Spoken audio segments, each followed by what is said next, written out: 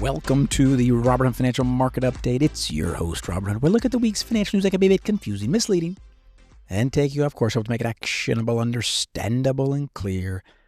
Ooh, what a week. What a show. Hope you're enjoying this Dallas weather.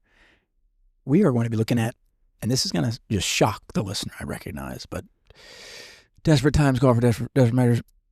Why you would want to stay in your high-priced broker-advisor relationship. Can you even imagine there will be reasons? Yes, there certainly are. Also, I want us to look at Charles Schwab opening up the storehouse to owning Bitcoin, other types of trading. What do we make of it? And then the market's hitting records. What? Wall Street Journal article about the various records the stock market is hitting. But let's start at the beginning. Lately, you've noticed we've been doing a series that's more experiential learning. What lessons have I accrued over a decade or so of personal financial advisory services? And what, I'll tell you, I have changed. I have changed.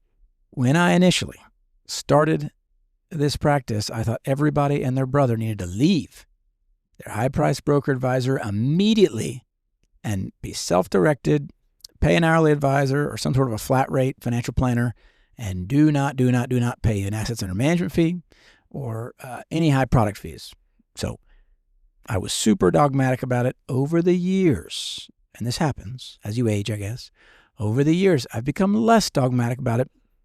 And I want to talk about the circumstances that would cause me to caution against someone leaving a high-priced advisory relationship. Let's first set the table. What does it look like in a high-priced advisory relationship? Typically, someone has assets at a large bank wealth management shop. These assets are under the control. This group has custody. When you have custody, it means you have control of the assets, and they have something called discretion. So they actually have discretion, meaning they can buy and trade on your behalf from any account. What's the problem? Problem is typically very high prices. So it is a tremendous expense in most instances to be in those sorts of relationships. So, of course, what do? I see myself as an opportunity for folks to pay me by the hour. I extricate them from this difficult circumstance and show them how they can lower their cost. And it's a breathtaking number. Sometimes, they'd be paying 50, 100, 200 grand a year, and they drop it down to about couple grand a year. I mean, the price difference is incredible. On top of that, the opportunity cost of the lower returns on those higher priced products, that's usually one of the greatest costs that folks come up against. But why, after these years, have I decided not every time? I have learned that if you are not computer savvy, if you are not computer literate, it is incredibly difficult to be a self-directed investor in 2026. We live in a digital age. And if you are not comfortable with using the digital interface, and there are old folks who are not, and they're perhaps older, did not grow up in the digital era, it can actually be a dangerous thing to try to force them into a self-directed program at Vanguard or Fidelity or Schwab. What can happen? Fat finger errors, clicking the wrong button, not understanding how the web page works. There's enough complexity in these brokers' interfaces. And oh, by the way, they've gotten to the point where they are cross-selling so aggressively. Everyone, by the way, I'll talk about this later. Fidelity, Schwab, and Vanguard, good luck getting through their platforms if you're not computer savvy, because there are so many buttons that they ask you to click to sign up for this service, sign up for that service. Would you like to opt in here, opt in there? It is too much, and it would be more expensive. Can you believe this? It would be more expensive for someone who didn't know what they were doing from a technology standpoint to leave their high-priced brokers, got custody and discretion. As expensive as 1% AUM fees are and 50, 100, 200 basis point fees are on products, it is cheap to do that compared to making errors with a self-directed program. It is cheaper to have someone else have custody of it, have discretion. Now, sometimes people will ask, well, Robert, who do you recommend then? So if I'm not set up for this, what do? I actually like Vanguard here. There are now there are more groups, but Vanguard's got a 0.35% or so advisory practice. Now, while it is not in person, it's digital only, it's a light lift for you digitally. You can actually just fill out paperwork, tell them what you want, mail it in.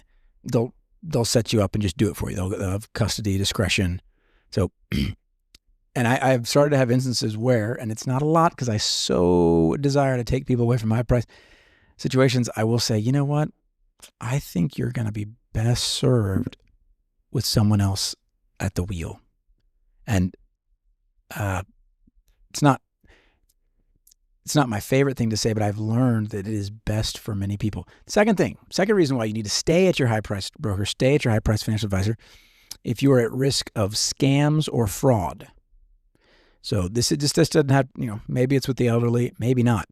If you sense that you would be at risk of someone sending you a message asking you to wire $100,000, or you think you might be tempted to invest in some sort of a deal that's just rife with fraud. If you think you're susceptible to that, it is cheaper. It is cheaper for you to stay at your high-price broker.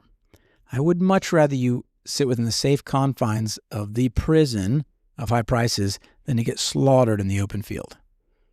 Because as much as it could feel like Shawshank in these high-priced deals, it's better for you than being outside and getting just smoked, zeroed out, because that can't happen. The most expensive thing in this game is getting zeroed out by being susceptible to fraud. So if you have older parents, grandparents, I would encourage you look into this. If they are self-directed, it's just a risk factor, and one that you'd either want to be a viewer on the account, or if they don't want that, see if you can get them into one of these higher price programs, because I'll tell you, it's going to be cheaper than their account zeroing out. And that takes wisdom to know when to do that. But if you think someone's open to fraud and scams, if you think you're open to fraud and scams, don't do it. Self-directed is not for you. The third reason why I would want someone to stay at their high-priced advisor or broker is they just have such a small amount of investment knowledge and experience. Believe it or else, I give my clients all the power. And there are a lot of behavioral reasons why that can be dangerous. Hopefully, if I'm doing my job and they're using me regularly, that can be mitigated. But if let's say you're at Bank ABC and it's not great, but they've got you in a 60% stock, 40% bond. They've got you in some higher price funds. They all do. They're churning the account a little bit. So your returns are going to be 3-4% less than they would be in an index every year, which, by the way, adds up in a big way. But you say to yourself, oh, I can lower my costs. There's this guy wants to help me go self-directed, charge me by the hour, move me to one of these low-cost brokerages. Let's say you're computer literate. Let's say you're not open to scams. But you have such a small knowledge base on investing, the best way to invest, how to invest, what an index fund is. You know nothing. I encourage folks, stay there for a year. Move at the speed of your understanding, not someone else's.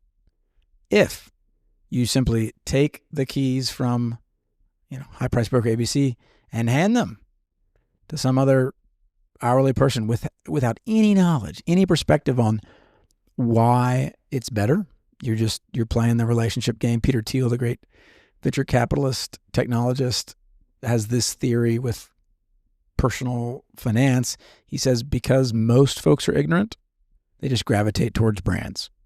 And so you will just gravitate to brand after brand after brand. And what I've noticed is even if you leave, let's say you left Big Bank ABC, you left Goldman Sachs, you left Merrill Lynch, you left Morgan Stanley, fantastic. You think you want to stay at a low cost, you'll bail after 12 months, 6 months, particularly if you have a lot of assets. The cross sellers will get you. You will go to a steak dinner, you will hear a pitch, you won't have the requisite knowledge, take your thoughts captive and push back against it. And it'll be more expensive because you'll just be hopping.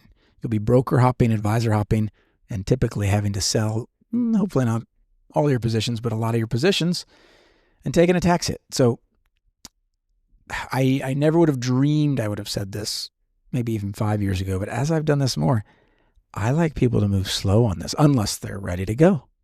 unless they got the computer skills. They're not open to fraud and scams, and they've got the requisite knowledge base. So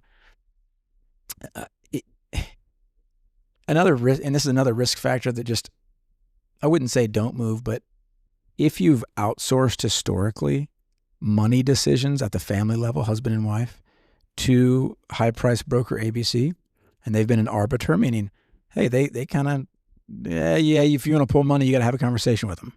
Or, hey, if the spouse, if the husband wants to pull $200,000, there's controls in place where they just don't just send you $200,000. The wife, same deal.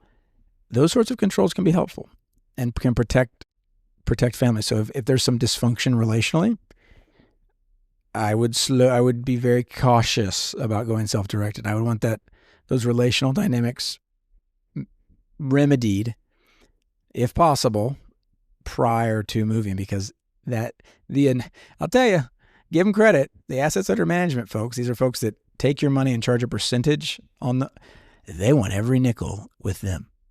And believe it or else, in some instances, that's a good thing. If you tell them, hey, I think I want to, take $500,000 out because I'm mad at a spouse, or what, I want to blow it in big, they're going to have conversations with you. Whereas if you're self-directed, you don't have to check in with anybody. If you're in a bad spot, there is no checking in. You just take the money out. I don't see how people move money. I don't control that at all. I simply give advice. So I would not be as good a fit until some of that trust was shored up and it was more predictable. The financial moves you made, stick with your high-priced financial advisor. So there you have it. You didn't think you'd ever hear Mr. Keep Your Costs Low, Invest in Simple Time, Rise Along. Stick with a high-priced advisor. But in some instances, you should. But hopefully not. Hopefully you start your journey. And the key is starting your journey. Just, hey, give yourself 12 months, figure out what you need to do. Away you go. Next up, Charles Schwab, one of these, I'll call them financial warehouses that I like, by the way. I like Fidelity. I like Vanguard. They're launching direct Bitcoin Ether trading to compete with Robinhood. So Charles Schwab is rolling out crypto trading, allowing clients to buy Bitcoin and Ether in the coming weeks. And this move places the brokerage in competition with Robinhood and Coinbase, both of which tend to serve younger clients and offer commission-free trading on stocks. That's right. Still a fee on crypto. Why does this enter my list of articles that I think are important for you? This has been in my view, a dramatic transformation. It's been over the last 20 years, but it's accelerated, in my view, from the last 5. Fidelity has always had a cross-selling component. It's a private company owned by the Johnson family trying to make money. You don't make money on index funds, so you got to cross-sell. Vanguard has historically been this oasis of safety. I could just tell people, go to Vanguard, you're going to be fine. Don't worry about private equity. They sell private equity now. Don't worry about an AUM program. They got an AUM program now. Don't worry about them suggesting products. Oh no, they suggest products now. So, and then here we go. Here's Charles Schwab, and they've kind of always, publicly traded company. They got to please the shareholders, but it eventually has gotten to a point where you have to be wise as a serpent, innocent as a dove, to enter any of these brokerage houses. You better know what you're doing and treat it like it is a financial warehouse. I'm coming in to get what I need and I'm getting out. I am not here to ask them for advice. In my view, the advice is comic. And these are wonderful people, by the way, wonderful, wonderful people who work at these shops, who I depend on to move money or open accounts, or these are things that would be good for you. Hey, is everything in order? Is my 1099 ready? These are all things you can use them for. Do not ask them, hey, what do you think I should do with my money? And it's not always bad, but it's always interesting that I see it, because I serve clients that are at every one of these shops. I get a front row seat, 50-yard line. They always seem to advise on the expensive products. I have never heard, done it a decade, I have yet to hear a Fidelity rep, and I do this for folks. They'll call Fidelity and patch me in and say, hi, this is Robert. They never love it when I come in the call and the Fidelity rep's explaining why the higher priced, in this instance, it was a target date fund that cost, I don't know, 8 times what their lower cost fund cost. But the advisor doesn't mention lower cost fund. And now they're just making a nickel. Same with Charles Schwab. Oh, we've got this 40 basis point, 0.400% product. Hey, I've never heard them just suggest buying index funds. Never heard it. Vanguard's not as bad. I think Vanguard's best of breed. And yet, what are they doing? They're pushing private equity if you're over a certain dollar amount net worth wise. These are warehouses that you need to treat not as advice givers. They are not places to go for financial advice. They want to be a place where you go and say, what should I do with my money? Do tell. And I say, oh, Mr. Hunt, this way. All what you need to do is buy our most expensive product. It'll be best for you. Don't do it. Don't do it. And then in closing, goodness, right? I mean, I will confess, your podcast host is weaker than you think in regards to stock market downturns. I keep thinking I'm Mr. Tough. You'd think I give a sermon every week, but no pastor is in greater need of a sermon than me. When the market went down a bunch with the Iran stuff, and I stopped looking at it. So I just did. That's my way I do it. You may have a different way. I just don't look at it. If it's going down, forget it. Not helpful to me to see. Not actionable. And I don't, even though I know, whatever, it's a long-term market. Who cares? You can buy lower if it goes lower. All these things I tell myself. I've learned I've got this backfiring gut instinct that's not helpful. So I just stopped looking at it. So I stopped looking at the market for a long time, for me, which is days. And I see this article in the Wall Street Journal as I'm preparing for this show. Don't you know I prepare for you? Stock market news, April 15th, tax day. S&P hits 7,000, which, by the way, I never even think about the numbers. Who cares? But it's closing at a record since January. The NASDAQ sets its own new high after 11th straight increase. What in the world? It was an incredible reminder to me that you know nothing, Robert. Your instincts betray you. The stock market's at an all-time high, and you couldn't even look at it, Robert. You had such fragility, such a lack of fortitude that you couldn't even stare at the screen, and yet here we are. All-time highs. It was just another reminder to me, listener, as if I needed another, and yet I do, that to win in the investing game, you've got to keep your cost low, your investing simple, and your time horizon, even when there's a conflict in Iran and the market's dropping and it looks like the world's ending, even then, keep your time horizon long, because that is what's going to give you the best shot on your investing journey. Till next week.